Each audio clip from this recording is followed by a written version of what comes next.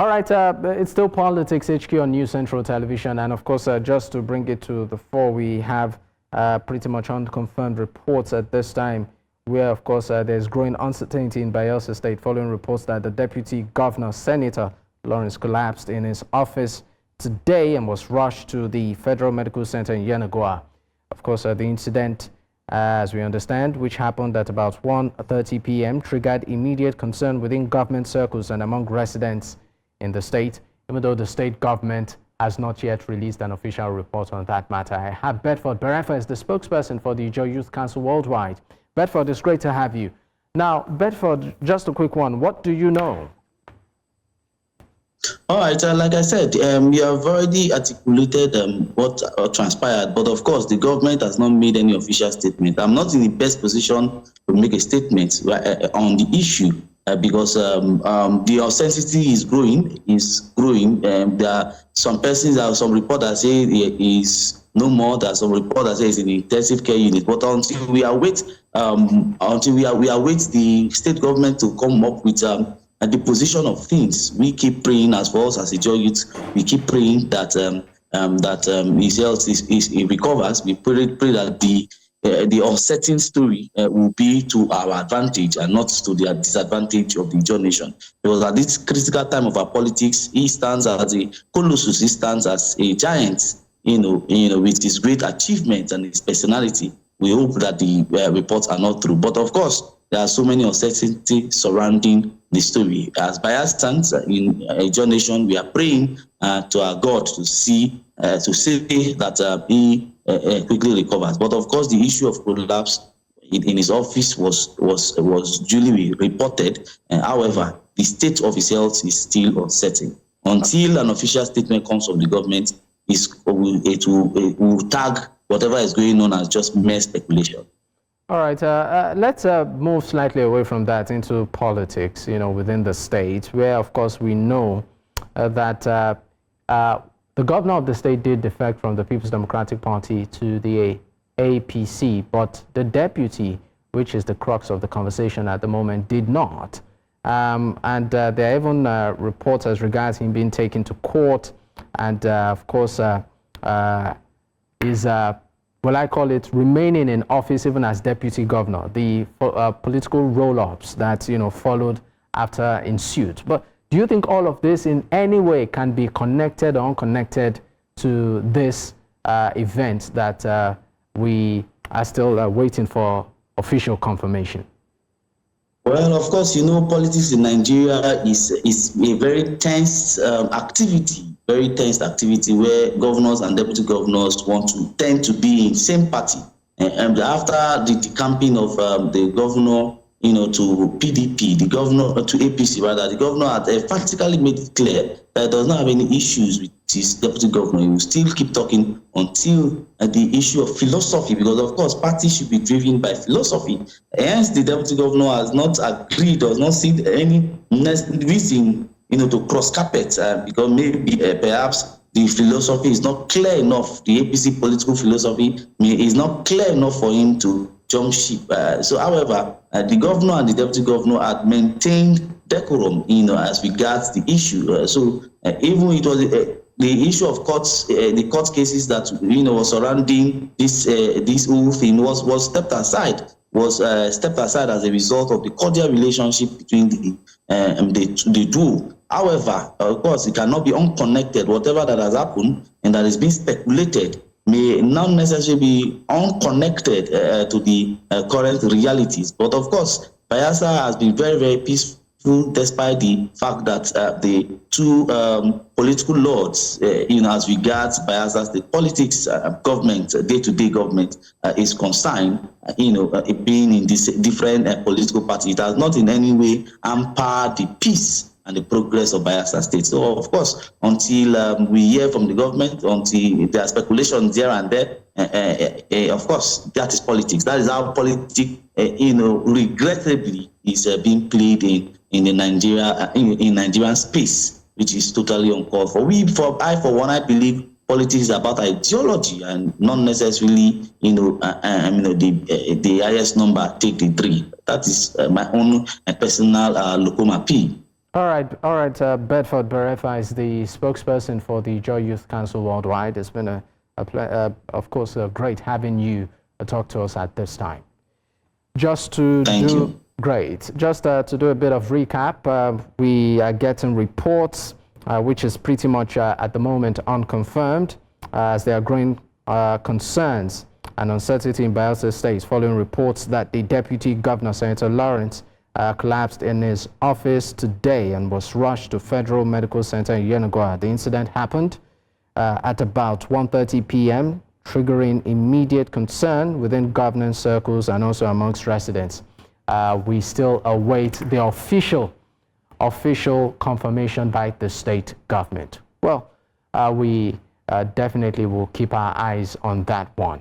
Let's switch the conversation right now to the next crux of our topic today, and that is the world marking International Anti-Corruption Day, with renewed attention on strengthening frameworks against illicit financial flows. Nigeria has pointed to its recent removal from the Financial Action Task Force grey list as a significant diplomatic and economic milestone. Officials highlight increased asset recovery and improved banking compliance as evidence of progress. At the same time, critics note that political interference and a slow judicial process continue to affect high-profile prosecutions. For many, the observation serves as a measure of the administration's pledge to institutionalize the fight against corruption beyond arrest and public declarations. Now, key questions remain. How does removal from the FATF grey list translate into tangible benefits for the Nigerian economy and foreign investment? What is the verified value of assets recovered in the last fiscal year? And how are these funds being utilized? Has the conviction rate for political corruption, amongst others, been fully utilized also? Well, joining me to discuss this and more is Dr. Emmanuel Uche, as a project manager, Anti-Corruption International, IDEA Nigeria. Thank you for your time. Thank you for having me. All right, let me start the conversation with you right now by saying that Nigeria cites its recent removal from the Financial Action Task Force grey list as a major diplomatic and economic milestone. Does this truly reflect that? Diplomatic? I'm not sure. Economic milestone? Definitely yes. Progress in the fight against corruption? Absolutely so. So let me start this way.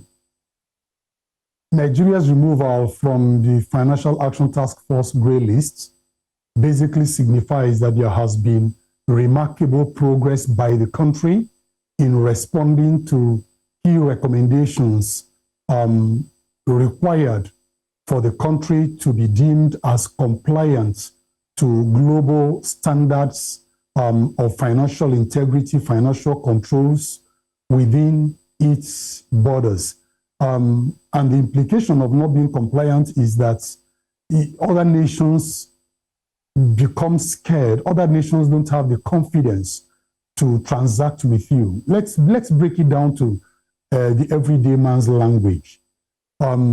You can't talk about doing business without what we call social capital. Without social capital, which is the foundation of trusts, there can be no business. If people don't trust your system enough to protect them when they come to do business within your economy, where is the assurance that anybody should come and work or come and invest in this place? So, to the everyday person on the street, what you would readily relate to is that the common IT platforms that you ordinarily could subscribe to your, whether you call it, Google, the Google Store, Google Play Store, or Apple Store, you want to buy your app, you want to undertake financial services, even Western Union that we know, and a lot of other financial services up until recently don't allow you to transfer money from Nigeria because the jurisdiction cannot be trusted enough because of our weak institutional structures of control and of oversight. So, Nigeria's removal from that grey list basically says there has been some tangible progress, and this followed mutual evaluation by other countries to come see for themselves what difference has changed or what difference we've been able to make. And I can tell you, irrespective of what anybody thinks, in the last 1-2 years, there has been great collaboration, strides made by the anti-corruption institutions in this country, responding to close to 84 different recommendations of the Financial Action Task Force, leading to them adjudging us as having made substantial progress and we being delisted. Let's talk about the Economic and Financial Crimes Commission, for instance. You said that there seems to have been some level of progress being made by some anti-corruption agency. I mean, one of them being the EFCC, which of course is a major one. Looking at their, well, I call it operation in the last 2 years, would you say that the EFCC has truly lived up to its mandate to ensure that Nigeria's both local and international image in terms of corruption is managed to a point where, you know, one can say this is true thumbs up? We are not talking about on paper right now. We're talking about in real time. Well, the response to that is not an outright yes nor outright no, but it definitely weighs more to the yes, and I will explain. You can only understand where you are if you know where you are coming from. You can only understand the level of progress that has been made if you know what the situation has been up until recently. I can tell you that I took over the reins of managing what is arguably the largest anti-corruption reform program donor supported in the region almost 14 years ago. And I came in at a time when prosecutors of anti-corruption agencies were literally being walked out of courts for lack of diligent prosecution.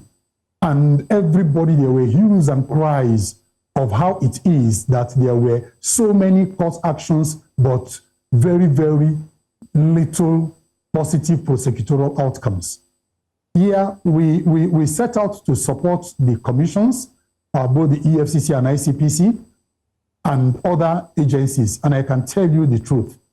From that time till now, except you are an ardent watcher, you won't understand the level of progress that has been made. It's been huge. Today, hitherto, up until the turn of this current decade, you could count on the fingers on your one hand how many high-profile cases had been successfully prosecuted.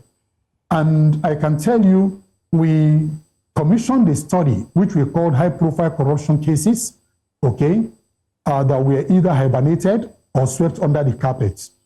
That particular study, which we commissioned, revealed that in the cases at the Economic and Financial Crimes Commission alone, as at that time, and this was at the turn of the election that brought in President Buhari, okay, into office.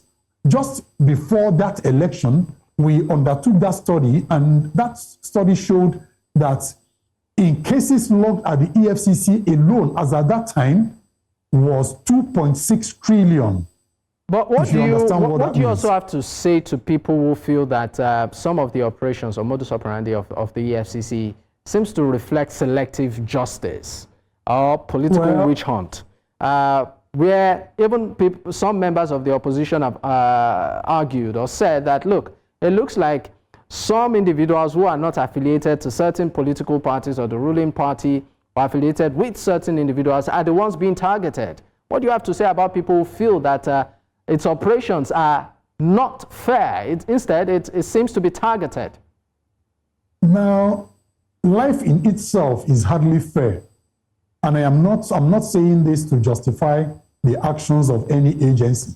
If you understand the dynamics, the typical dynamics in the fight against corruption, I doubt if there is any anti-corruption agency worldwide that was set up and people got clapping from the beginning. Every anti-corruption agency set up starts off with someone saying, this is definitely a witch hunt. This is a mechanism to pursue opponents. This is targeted at certain people. But those of us who work in the theater of anti-corruption understand that that is exactly how it starts. If you go back to your Marxian dialectics, we talk about the need for class suicide. You can't effectively fight a crime or a scourge without understanding how it works. Now, if you're setting up an anti-corruption agency, the first accusation is that it is set up as a witch hunt. And we had lots of this even when Ribadu was there. When Obasanjo set up first the ICPC and then came the EFCC, everything was about, it was all witch hunt, it was all witch hunt. Fine. All we say is allow that to continue very soon.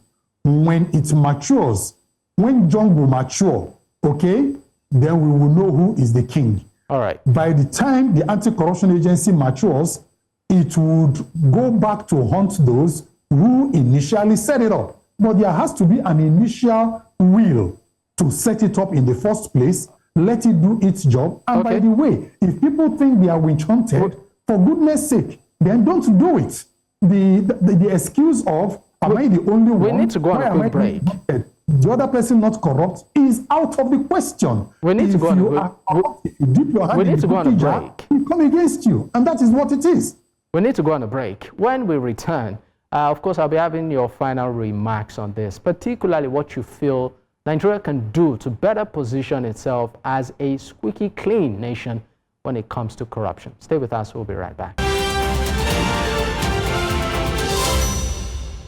Many thanks for staying with us. It's still Politics HQ on News Central Television. I still have my guest with me, and of course, we're looking at Nigeria's, what I call its economic profile right now when it comes to its fight against corruption. Before I let you go, sir, just a quick one, if you can respond as briefly as possible. Even though, yes, there has been some level of progress and strides being made, what specific legal reforms are still pending to fully, protect people, for instance, like whistleblowers in the public sector, and how Nigeria can better position itself as a corruption-free nation such that foreign investment can be attracted? Well, that's a $1 million question, and I'm not sure there is an answer that can encapsulate that in 1 or 2, 3 sentences. But fundamentally, there are basic structures in the country that need to change. It looks as if there are certain systems in the country, almost from the foundation of the country, that were not set up to work or to deliver results ab initio. And some of these need to change. Number one, we need to do whatever we can to move away from a centralized government system where the center is so juicy and everybody wants to come to the center and have a piece of the cake. That's number one.